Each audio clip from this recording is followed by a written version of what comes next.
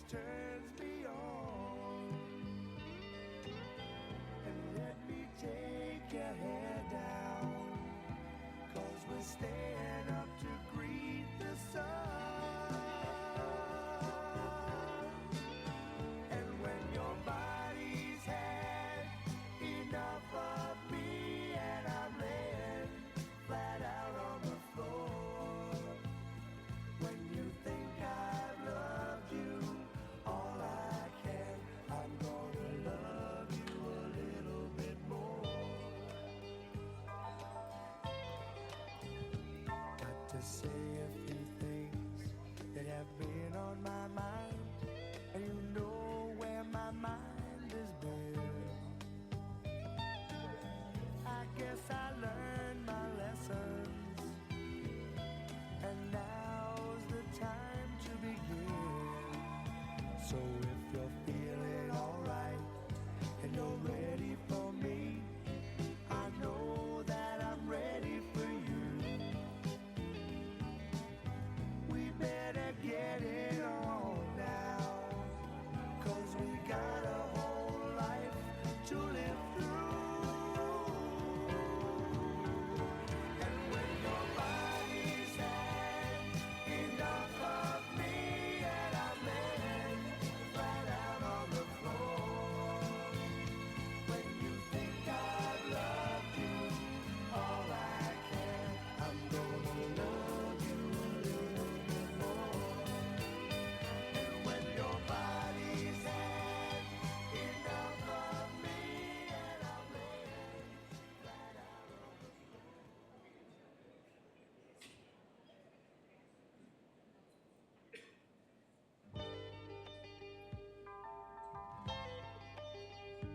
When your body's had enough of me and I'm laying flat out on the floor, when you think I've loved you all I can, I'm gonna love you a little bit more. Come on over here and lay by my side. I've got to be touching you.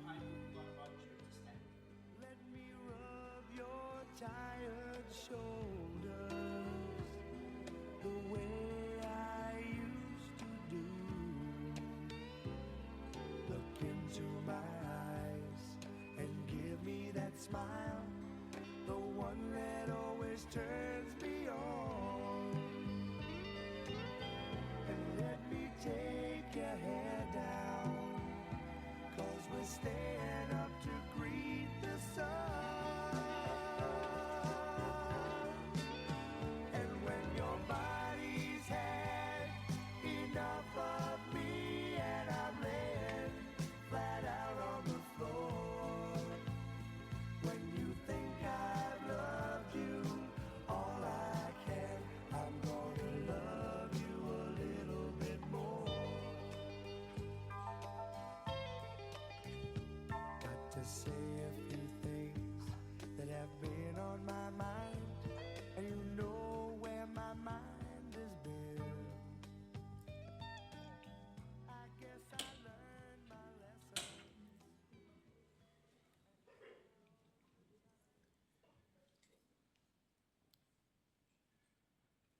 Good morning to everyone. My name is Andrew. On behalf of Charlie's family, I welcome you here and thank you most sincerely for joining them this morning as we join together to celebrate the life and to say goodbye to a loving husband, a father, a grandfather, a brother, and of course your friend, Charles William Elverd. He was, of course, affectionately known to you all as Charlie, and I guess he would have had a few other names on the golf course. Can I acknowledge Charlie's loving wife and best friend, Pat? Pat is unable to be with us today, and I know that she will be thinking of us as we are of her. And I'm sure in her own mind she will reflect on all the beautiful memories that they shared together throughout their years of happiness. To Charlie's daughters, Leanne with John, to Stacey with Richie, to the grandchildren, Austin, Talia, Savannah, Alyssa, Brooklyn, and to Charlie's sisters, Velda, who's with us today, and Pat's unable to be with us, to other members of the family, and to friends all. Each and every one of you that have gathered have been special people in Charlie's life, and I'm sure by you being here this morning will be of immense comfort to his family. Charlie was a wonderful husband and father. He knew to succeed in life that you had to work hard and earn your keep, and that's something that he continued to do throughout his life. He was devoted to Pat. He was loving, loyal, and caring. Charlie's family were his number one priority, and he loved them all dearly. He was the best dad to his girls. He gave advice when they were playing t-ball and netball. He would be there watching on the sideline, but sometimes he would be listening to the footy on his radio. But the important thing was he was there. Charlie also went to the girls' dance concerts. Now, apparently, sometimes after a couple of routines, he did fall asleep. But once more, he was still there for his girls. As a poppy, Charlie adored his grandchildren and again was always there for them. He was an outstanding bloke. He was the first one to put his hand up if anyone needed anything done. He was well loved by all the neighbours that lived round about him. He was always fair-natured. He was very competitive when he was playing his sport. He was good at cricket in his younger days, and he was very good at golf. He was a member of the Mount Lawley Golf Club for over 50 years. He too enjoyed having drinks on a Friday evening with his mates. He liked to party and needed no excuse to have any fun. And as I mentioned earlier, Charlie worked hard, often too hard. He would start work at 6 in the morning, come home at 6 p.m. at night. He would watch the news. He would have his tea. Yes, he was a meat and 3 veggies bloke. And then he would go back to work. He was always doing favours for you, his friends. To say that he loved wood would be an understatement.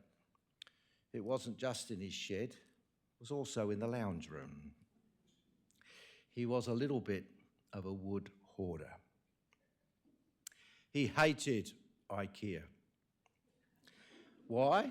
It wasn't real wood, and it never stood the test of time. Charlie was cheeky. He was grumpy, and sometimes he could be stubborn as well. He enjoyed travelling with Pat, and together they went to many places around the world, including the United States of America, Canada, Mauritius, and beyond. He loved his garden, particularly his lawn and roses. But most importantly to Charlie was the love of his family, and they were his life. Sadly, Charlie's health started to deteriorate in December last year. He entered hospital in August, where he fought on bravely with the love of his family and to you, his friends, who visited him continually. On the 16th of September, Charlie was able to travel by ambulance to say goodbye to his beloved wife, Pat. He returned to Glengarry Hospital, where he passed gently away with his family by his side. It was the 10th of October, and Charlie was just 73. Throughout Charlie's life, he's always been a very practical man, and I'm sure this morning he would not wish you to be sad, but rather to reflect on the happy memories that you will cherish, not just today, but forever. So let us, for a short time this morning, honour Charlie's life and the love he has left you all. Now, playing golf for some 50 years, I'm not sure how many kilometres Charlie would have walked down the fairways. I'm not sure how many golf balls Charlie would have lost, or how many hours he searched looking through the trees or trying to hit a ball out of a bunker. But with all that in mind, I know that he loved visiting the 19th tee after every game. And after today's ceremony, I know that when you return to the golf club, there will be those members of the club that will wish to share some memories. And I know the family will look forward to you sharing your time together. But for now, we're not going to read the 23rd Psalm. We're going to read the golfer's psalm that says this. The Lord is my caddy, I shall not whiff. He maketh me to drive straight down green fairways. He leadeth me over the still waters and restoreth my swing. He leadeth me in the paths of truthfulness for the game's sake. Yea, though I pitch through the valley of the shadow of the trees, I will fear no bunkers, for thou art with me, thy wedge and thy putter comfort me. Thou preparest a line before the presence of my hazards. Thou anointest my stroke with confidence, and the cup shall not be runneth over. Surely birdies and eagles shall follow me all the rounds of my life, and I will dwell in the clubhouse of the Lord forever.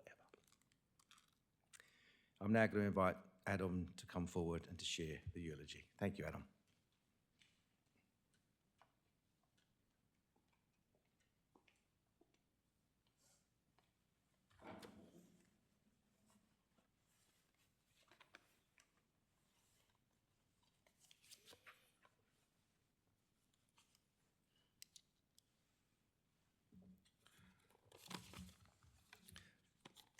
This is Charlie's eulogy, and Charlie led a full life, so bear with me as it's quite detailed and quite long, but hopefully I can do it justice.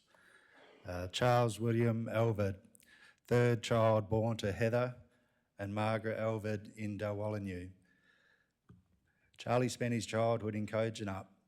One of his younger sisters, Velda's first memory was of Charlie at their house in Kojonup, having an outhouse, and their early years having to go to the outhouse with Charlie and holding the torch for him as he was scared of the dark.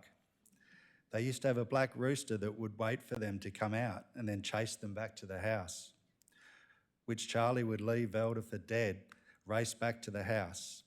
His sporting prowess started young, gaining valuable cricket practice using Velda's legs as cricket stumps. While he roped in anyone that would bowl to him, Velda advises she still has the scars on her shins to show for it. From all this practice, it led to him being known as a local sporting star in Kojonup, playing cricket, football and athletics. At the age of 14 years, his family decided to shift back to Perth due to the travel with all his trainings with the state cricket team. The local newspaper writing an article about Charlie and his achievements and stating Charlie's ambition is to play cricket for Australia. The family relocated to their family house in Belmont. Charlie continued on playing his sport. Then, whilst out with the boys from footy, he came across the love of his life, Pat. Then at the ripe old age of 19, on November the 20th, Charlie decided that Pat was the girl for him. So at the Lafferty family dining table, and after an elbow in the ribs from Pat, Charlie asked Pat's dad, Huey, for permission to marry his youngest daughter. The following year to the day, +1, they got married at the Trinity Congregational Church in Perth. It was probably one of the only times Charlie attended church. He was not a very religious man. Charlie and Pat then enjoyed their life together, working, playing sport and travelling.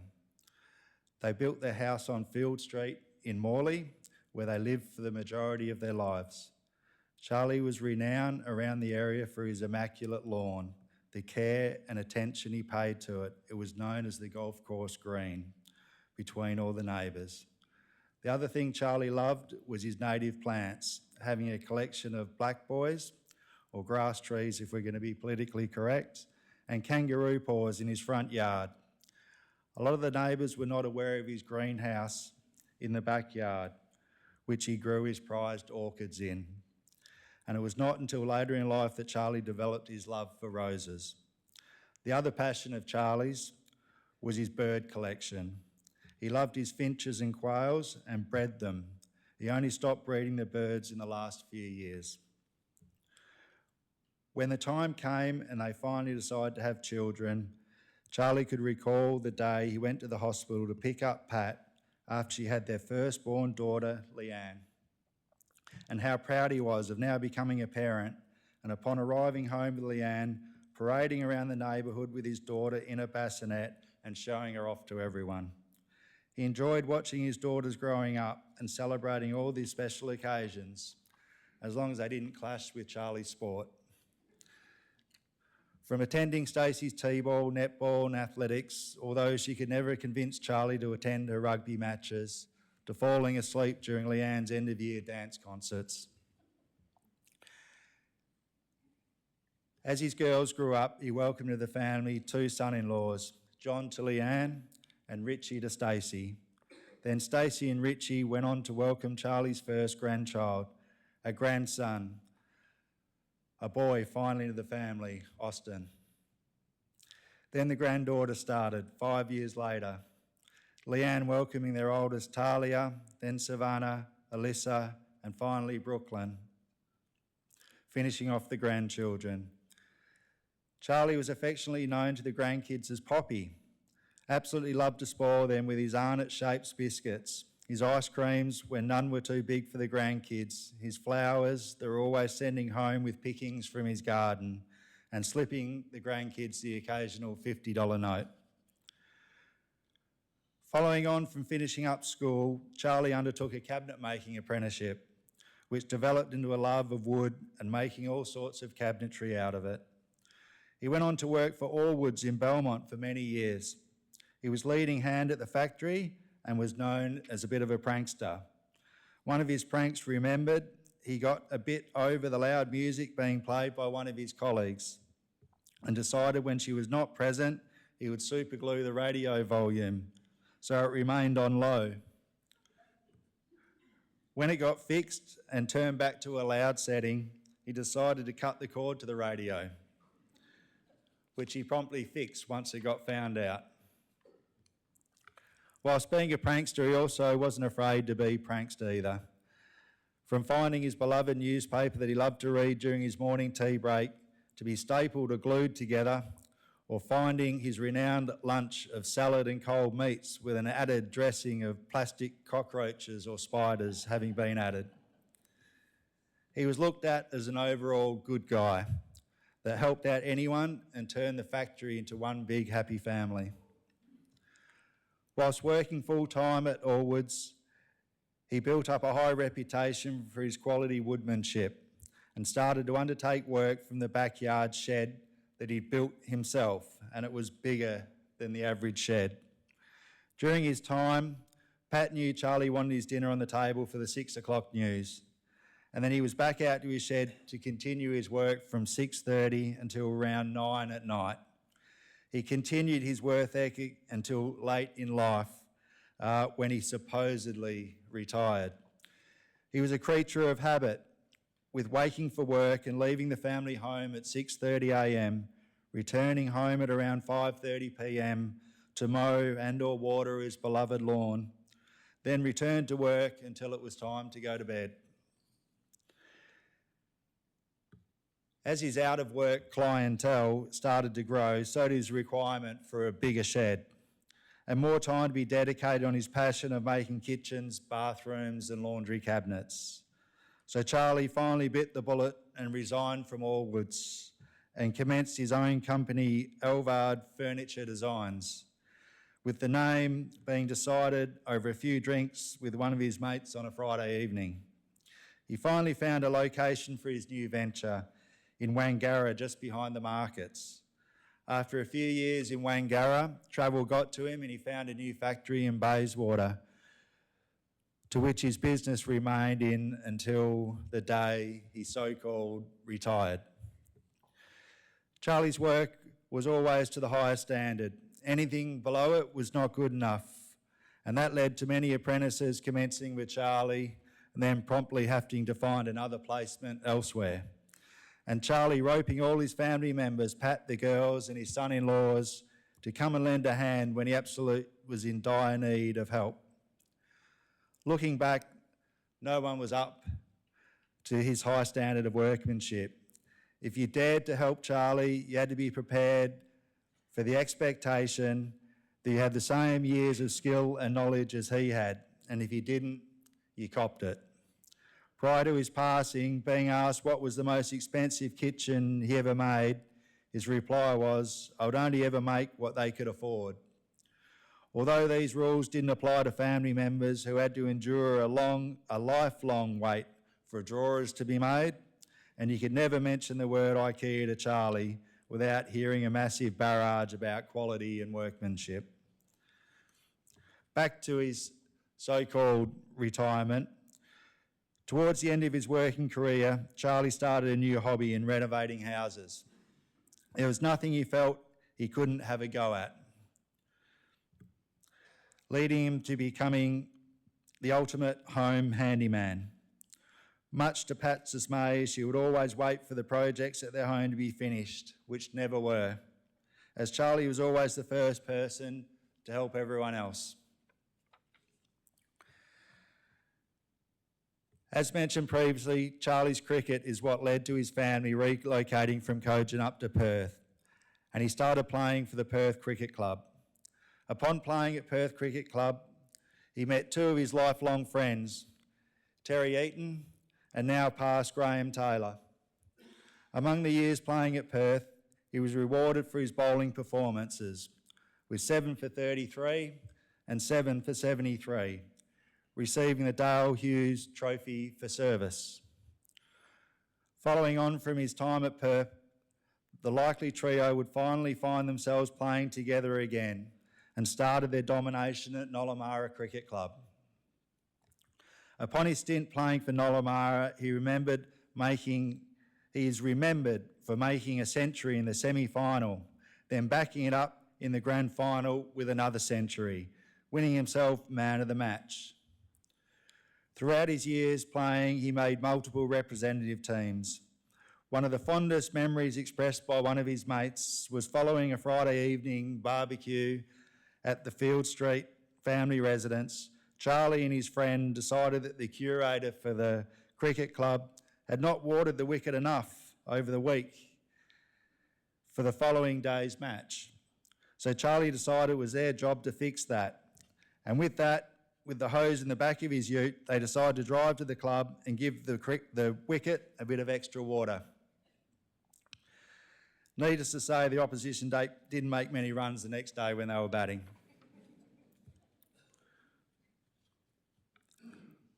For all that knew Charlie, he loved his footy and started playing for Kojonup C grade at 13 years old. Then upon arriving in Perth, playing for Belmont Junior Football Club. Playing at Belmont, he had built up a reputation during this time as a cocky but fair player, the type of player an opponent loved to hate, and by far their best player. This then led on to playing for his almighty Swan districts, where he was awarded a life member. Throughout the years, he made his way up the ranks and played in the reserves, winning a premiership in 1969. During his Swannies days, he was the guy on the field you knew always had your back with whatever was going on. Charlie's footy years was finally given way to make for his next passion, being golf. After being initiated to the game of golf, he was introduced to the Mount Lawley Golf Club and joined in 1974. This started his lifetime love with golf. This included taking his family on certain holidays, often weekends away, which involved him playing golf. Charlie also attended several overseas holidays with his golf mates, and during his 50 years playing golf at Mount Lawley, he played pennants, getting down to a 3 handicap and maintaining a very low single-figure handicap right up until the day he could no longer play, winning multiple club-based competitions, and they can be seen noted on the honour boards around Mount Lawley Golf Club. One of his biggest days of golf finally came on the 9th of June 2018. When teeing off on the 6th hole with his 5-iron, he hit his ball into a headwind and he finally won one of the exclusive maroon hole-in-one ties. He sat on the committee for many years as chairman of grounds at Mount Lawley Golf Club, spent many, many hours in a voluntary role, not only helping out in the clubhouse, but mainly on the golf course. One of the more notoriously remembered events was for his love of the black boys, or grass trees, that were positioned around the club. A certain story is remembered of a time when Charlie's knowledge and expertise of the black boys ended up with a member of the public calling the fire department shortly after driving past the course and seeing a fire. Unbeknown to the public, a certain black boy was undergoing Charlie's ritual of burning the plant to improve its vegetation. Needless to say, when the fire truck arrived, Charlie was nowhere to be seen. He will say that he was off trying to find a garden hose to put out the fire, but I think when he saw the fire truck, he decided to stay put in the locker room. Another pastime that Charlie enjoyed was fishing. He enjoyed going on many fishing trips off the north coast of Western Australia. He attended the Montebello and Abrolhos Islands with his brother-in-law, Alan. Later in life, he continued to enjoy these offshore fishing trips with his newly formed fishing crew. A small tale being told that on a certain fishing trip, the boys had been drinking on the boat and ran out of beer early in the evening. Charlie was not ready to go to sleep yet, so him and some of the younger gents on the boat decided to head into town and check out the nightlife. Upon the nightclub closing at 2 a.m, Charlie had disappeared, and the younger gents wondered where he'd gotten to, until Charlie came out the back of the nightclub, pushing a shopping trolley full of 4 cartons of beer. That was after sweet talking the nightclub manager just to ensure that there was enough beers on the boat for the next 4 days at sea. Charlie started the journey back to the boat, pushing the shopping trolley full of beer down the main road of Geraldton. It was quite a sight to see. Later on in life, Charlie and Pat enjoyed travelling together with Pat's sister Jean and her husband David. They visited various places from North Queensland to Africa and Mauritius, sometimes with golf clubs in tow. And their final holiday as a touring group, which involved the US, Canada, Alaska and Hawaii. Their massive tour of the USA started off well, with Pat's clothes being sent to Auckland instead of San Francisco. Then upon receiving their camper van for the journey, finding that their air conditioner and the fridge in the camper van didn't work. This led to many hot days in the Grand Canyon, and what was worse for Charlie was he couldn't enjoy a beer at the end of the day after driving all day. Finally, after leaving the drive behind, they got to really enjoy the sights they saw travelling around the US together with their family. While Charlie was always known for being fit and healthy, it was not until later in life that he was faced with one of the biggest challenges, needing a total hip replacement. And for this to happen, he had to put his beloved golf clubs away for a short period of time so that he could come back stronger. But in all seriousness, the biggest battle for him was the diagnosis of his bladder cancer. At the age of 64, to which he put up an awesome fight. And to everybody's shock, it did not slow him down during his chemotherapy and radiation treatment. And he kept working to take his mind off it. It is only now that the return of the cancer got too big a battle for Charlie. From Charlie's life, it was evident that he loved his family and all his mates, and most definitely the life that he led. His infectious nature, whether it be being a larrikin, being a jokester, being a peace negotiator, a pyromaniac, and a generalised grumpy old bastard, it rubbed off on everyone. Whether it be in a good way or a bad way, Charlie kept being Charlie. And Charlie never changed the way he was for anyone. Charlie will be forever known as a diamond in the rough. Thank you.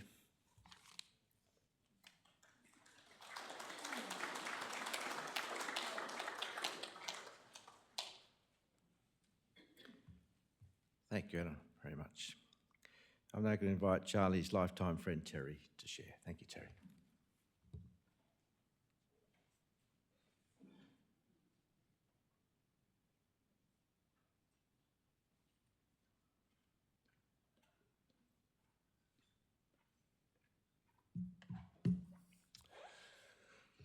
For those who don't know me, I'm Terry Eaton.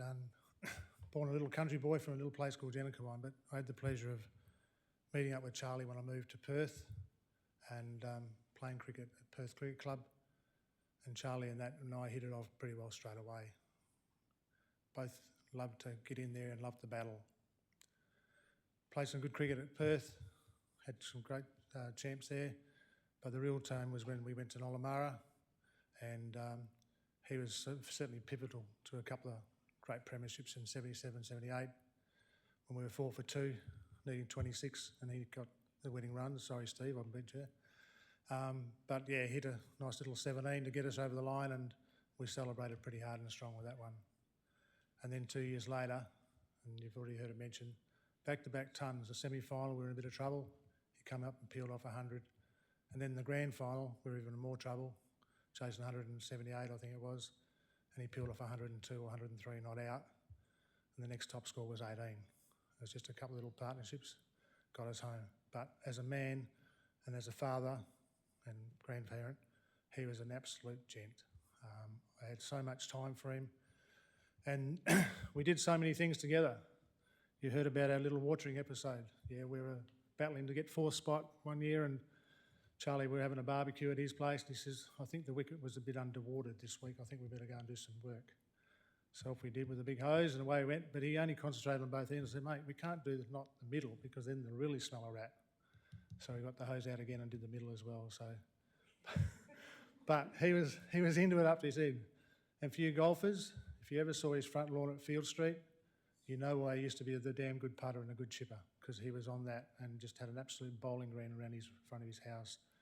And as much as I tried to actually outbeat him, he certainly had me covered every time. He did really get upset with me one day because I'd been playing golf and somehow I managed to hole one. He said, you bastard, you got beat me. And I said, no. I said, no, you've got plenty left in the tank. You'll get there one day. And he didn't take long to ring me the time he actually got it. And he was so proud to knock that hole in one and be equal at least with us. He and our family had some great times together. Many barbecues, many fun times. I can remember Stace and Leanne down at the Nollamara Cricket Club, and they'd be bouncing around the place, bouncing off our knees and having a fat time. And I'll be forever grateful for that. I'd just like to share a few words. I'm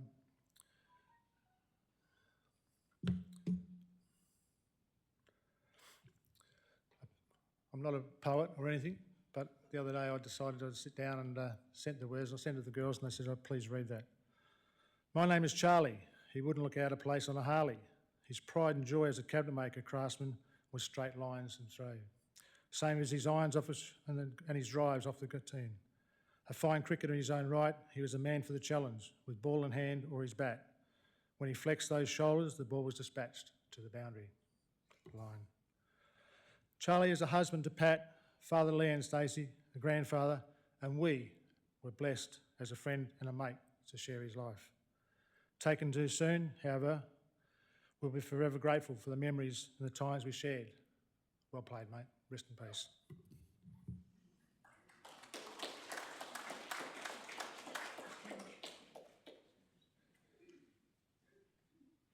Thank you, Terry. Our final speaker this morning is Charlie's daughter, Stacey.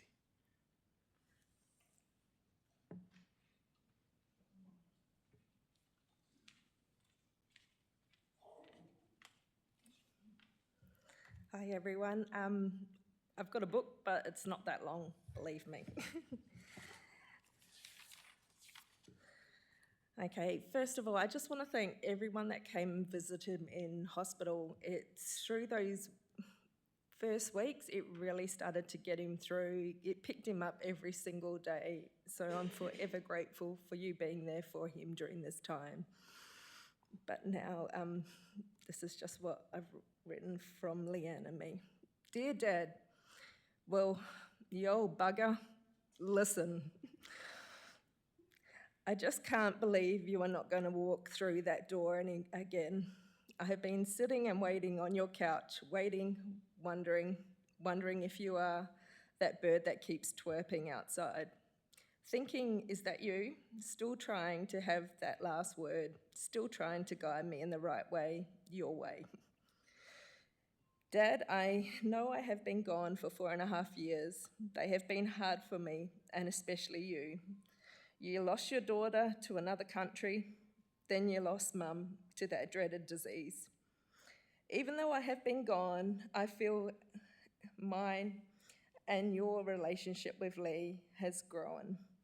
Well, with Lee and the daily help you sought to figure out stuff that Mum always did and helped you with. For me, our FaceTime messaging, where I got to stare at your ceiling while we discussed all sorts of topics. From crap going on in the world to how my kids were doing. I'm sure going to miss them saying, "Hi, Poppy." He was so proud of all his grandchildren every time he talked on the phone to us. From now on, Dad, I could see how lost you felt without Mum there by your side. I just didn't realise how much you were struggling with your health. The calls early morning, and I always questioned you, why aren't you sleeping? To discussing your stupid ass doctor and the pain you were going through. I just didn't realise you always put on such a brave face for me. After I received the phone call from Lee about what had happened, and then I arrived in Perth, I saw the struggle you have been experiencing, how frail you had become. But for what I am most grateful of was the time that we had together, and I sat by your side day in, day out during the quiet times watching you sleep, then the best times finding out the man you are, listening to the bullshit talk between you and your friends. The stories that I was present and blessed to listen to. I realise now the growlings I got, well, both Lee and I got when we were growing up. We didn't far, the apple doesn't fall far from the tree. And the memories from my childhood days, from Leanne and me throwing rocks across Field Street and getting growled by you because we actually got a car window, or when I threw a discus through the front window, I just now reflect that we obviously had inherited your throwing arm.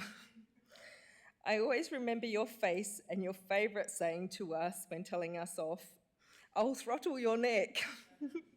Shit, you had us scared, but now I realise you would never touch us. Now to talk about your prized possessions. No, not your golf clubs. They are coming home with me. But your bloody lawn. When I pulled up at your house 2 months ago, I realised how much you must have been struggling. Your lawns have always been so pristine, so much so people take time when going past to take off their shoes and walk bare feet on them to check that they are real. All those years at Field Street, you tortured Lee and me if your lawns weren't watered with that bloody big bore hose daily, or the growling we got when we were doing acrobatics and our landings were making big hill marks across it. Till when we were older, we weren't even allowed to park behind your ute. There was only one other place for Lee and our friends, and it was your green carpet. Dad, you were a great man. You literally would give your own back to help everyone. I didn't realise how many people you actually touched until I stood out the front of your house and everyone was asking, "Where is Charlie?" And then I had to explain that you weren't returning. Now that bloody well sucked. Dad, I think the world of you, and I know we are going to miss you every single day. You have taught me so much in life, and I just hope your influence has rubbed off on me. I just feel blessed that I was there for you at the end, like you were for me at the beginning. Thank you.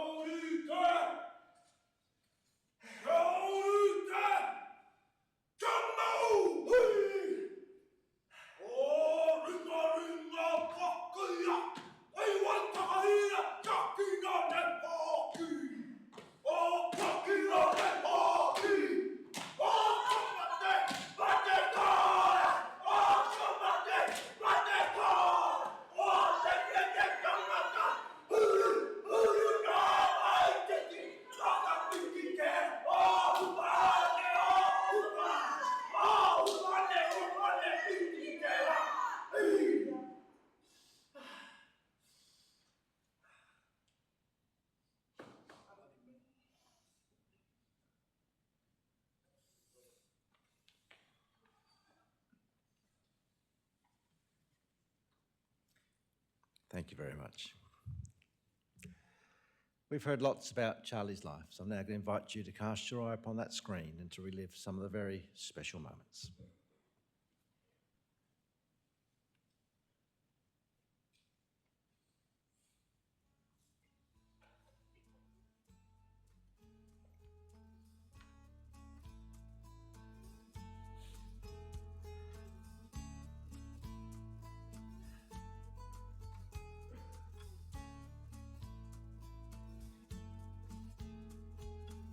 You get a fast car. I want a ticket to anywhere. Maybe we make a deal. Maybe together we can get somewhere. Any place is better. Starting from zero, got nothing to lose. Maybe we'll make something. Me, myself, I got nothing to prove.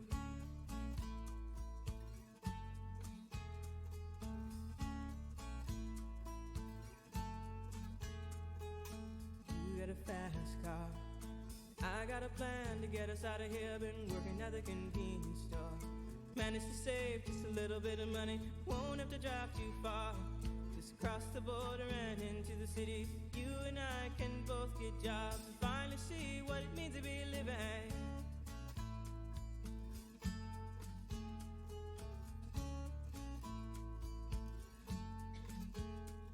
See, my old man's got a problem. Yeah, with the bottle, that's the way it is. He says his body's too old for working. His body's too young to look like his. My mama went off and left him. She wanted more from life than he could give. I said, somebody's got to take care of him. So I quit school and that's what I did.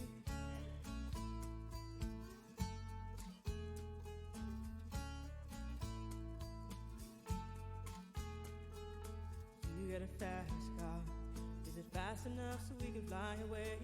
You gotta make a decision. Leave tonight or live and die this way.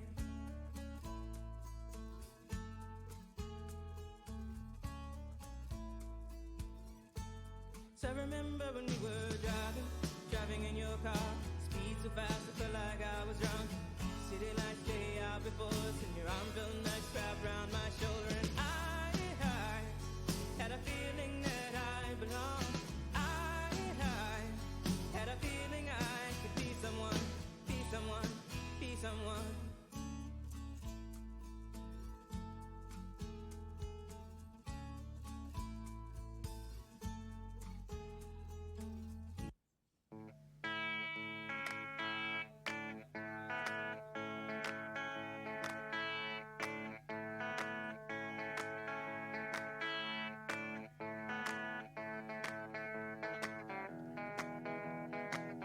Now listen,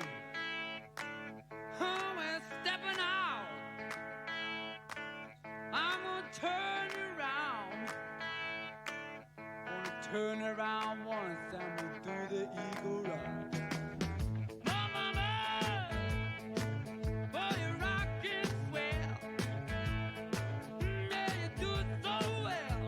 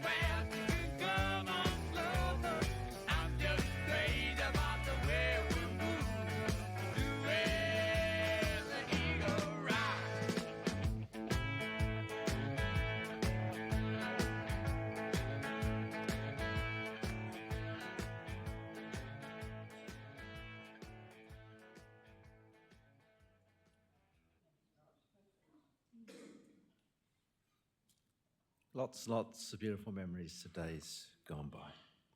The family would love for you to continue those memories as you join together at the Mount Lawley Golf Club from 1:30 p.m. this afternoon.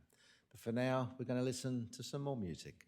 I'm going to come amongst you and invite you to take either a golf tee or a piece of rosemary and come forward and place it on Charlie's. Actually, we're going to turn one of Charlie's hats over, and you might like to put the golf tees in the hat. During this time, could I ask you please to remain in your seats until I invite you to come forward? Could I also ask you please to leave the family in the quietness during this time and to save your condolences until we reach the condolence lounge? Thank you.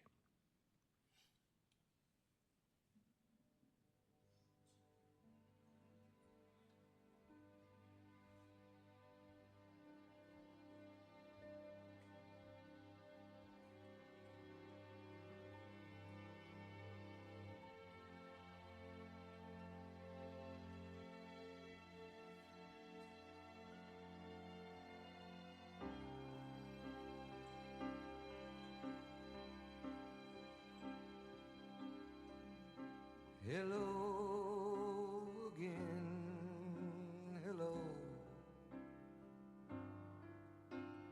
Just called to say hello. I couldn't sleep at all tonight, and I know it's late,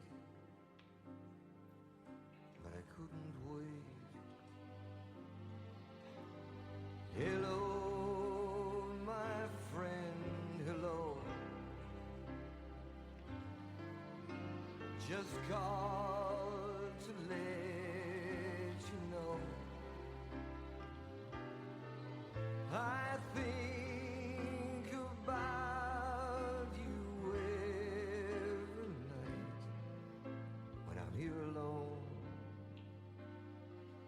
and you're there at home. Hello.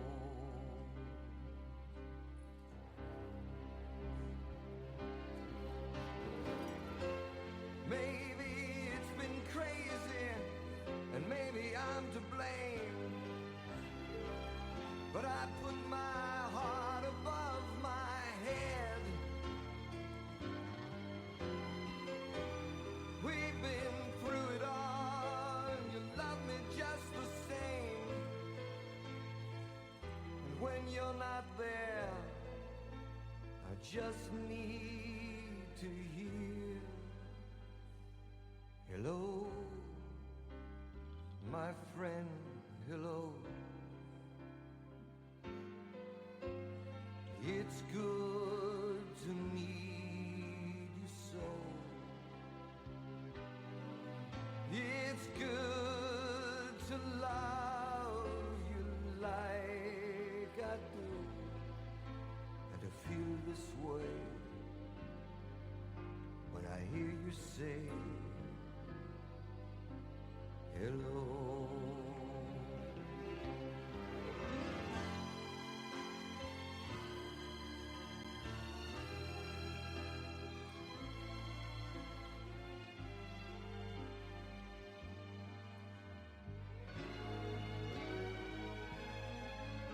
Hello, my friend, hello. Just called to let you know I think about you every night, and I know it's late, but I couldn't wait. Hello.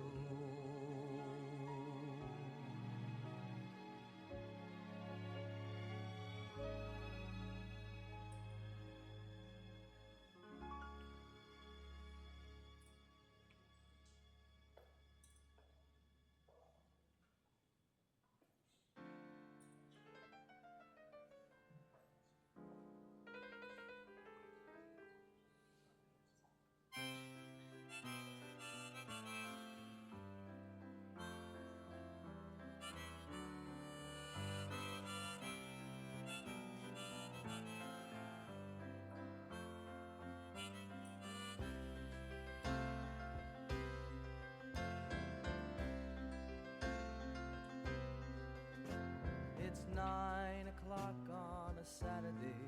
The regular crowd shuffles in. There's an old man sitting next to me, making love to his tonic and gin.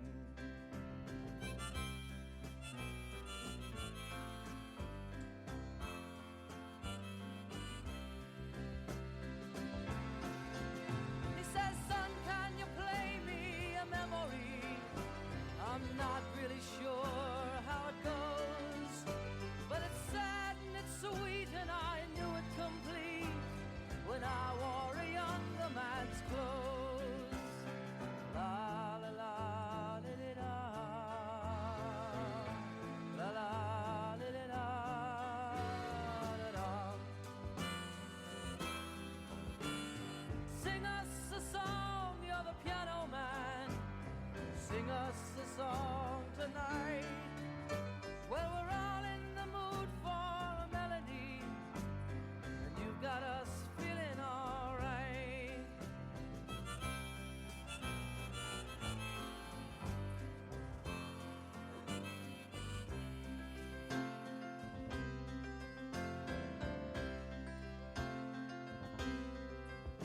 Now John at the bar is a friend of mine.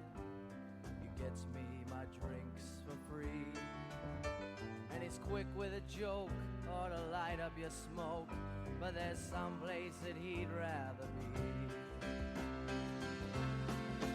He says, Bill, I believe this is killing me, as a smile ran away from his face. Well, I'm sure that I could be a movie star if I could get out of this place. Oh, la la la da da da, la la da da da da.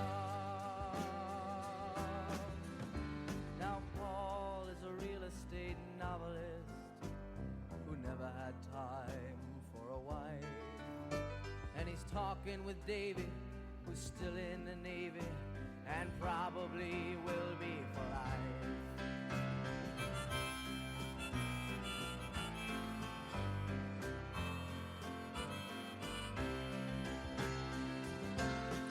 And the waitress is practicing politics as the businessmen slowly get stoned. Yes, they're sharing a drink they call loneliness, but it's better than drinking alone.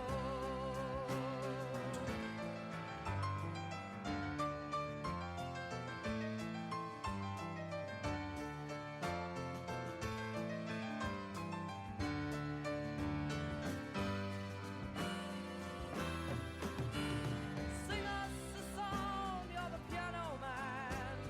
Sing us a song tonight. Well, we're all in the mood for a melody, and you've got us feeling all right.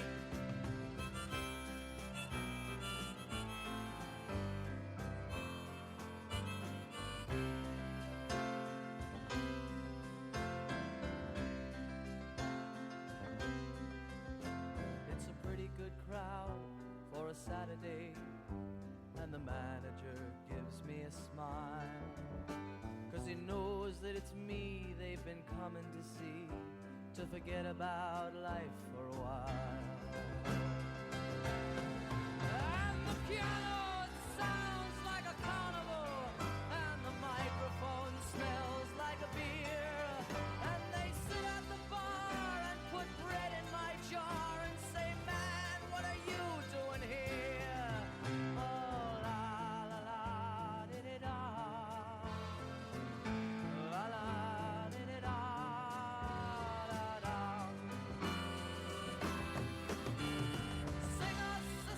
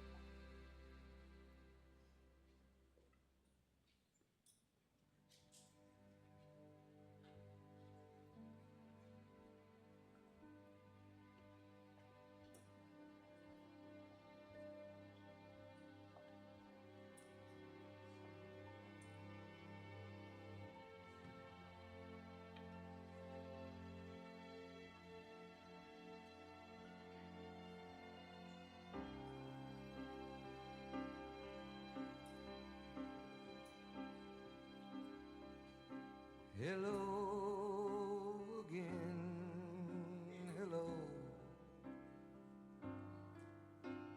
Just called to say hello. I couldn't sleep at all tonight, and I know it's late, but I couldn't wait. Hello, my friend, hello. Just called to let you know I think about you every night when I'm here alone and you're there at home. Hello.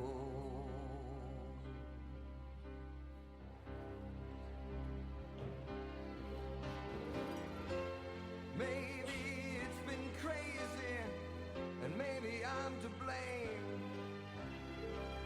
but I put my heart above my head. We've been through it all, and you love me just the same. And when you're not there, I just need to hear hello, my friend, hello. It's good to need you so.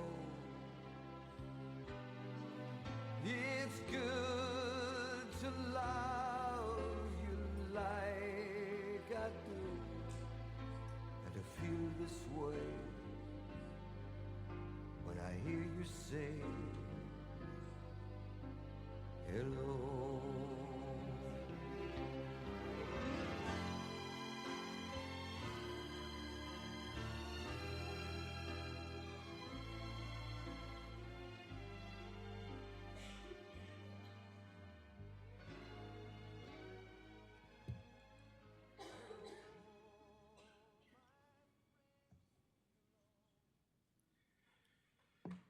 There is so much that each and every one of you could thank Charlie for. Not just the love of his family, but the friendships and the fun that you've all shared together. And I'm sure that Charlie has left your world a better place because of his love and dedication. I'm sure too, this morning, that we will think of Pat, for she will be sad, for she has to say goodbye to her loving husband, Charlie. Her mind may have gone back throughout the years when there was just the two of them having fun.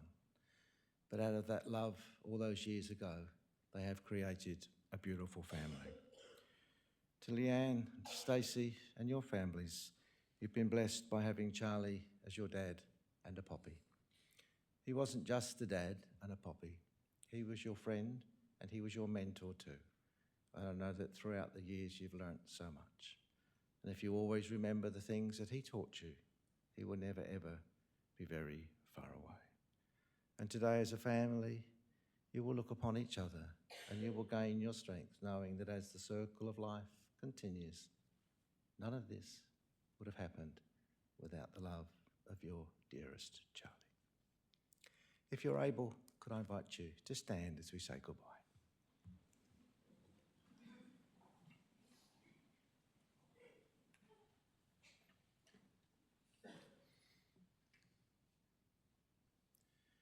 And so with sadness in our hearts, we will tenderly, lovingly and reverently commit the body of your dearest Charlie to nature's keeping.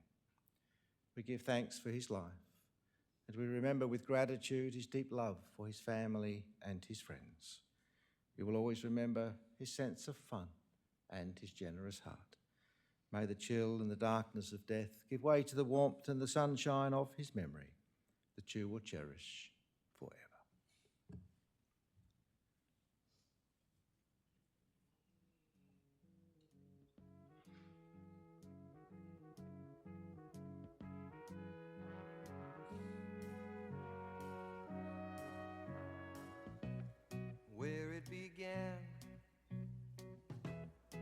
I can't begin to knowing, but then I know it's growing strong.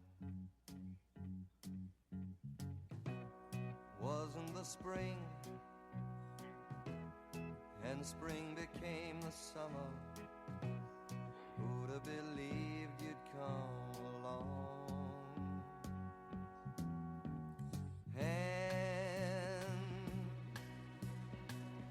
touching hands, reaching out, touching me, touching you. Sweet Caroline, good times never seem so good. I've been inclined to believe there never was, but now I look at the night and it don't seem so lonely. We fill it up with only two. Let us now leave this place in the quietness of Charlie's memory, offering our love and support to his family and each other.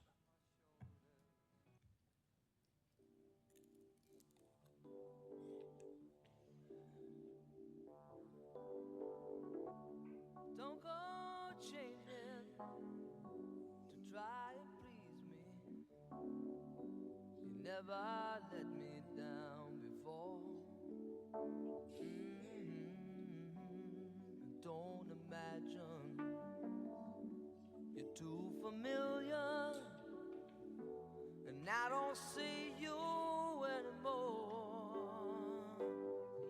I would not leave you in times of trouble.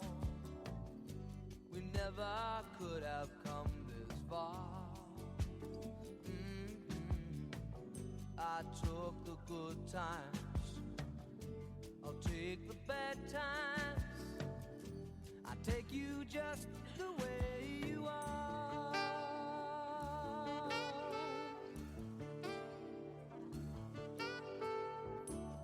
Don't go trying some new fashion. Don't change the color of your hair. You always have my unspoken passion. Although I might not seem to care, I don't want clever conversation. Never want to work that hard. I just want someone that I can talk to. I want you just the way you are.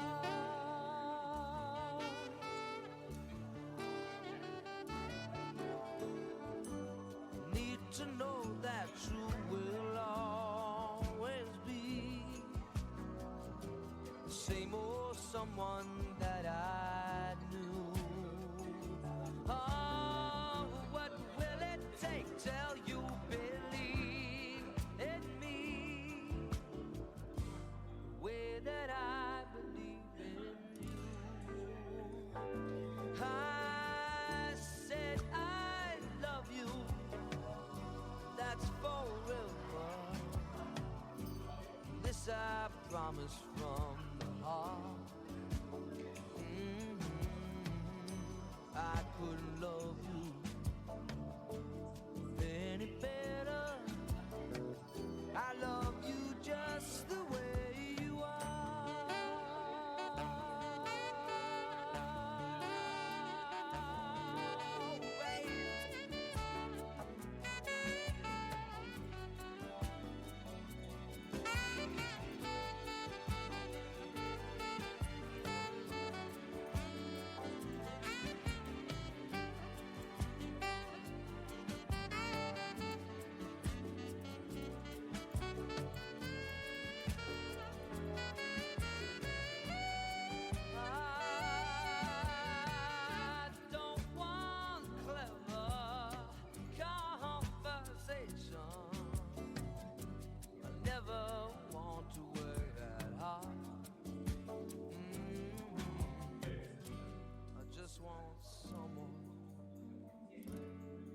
I can talk to. I want you just the way you are.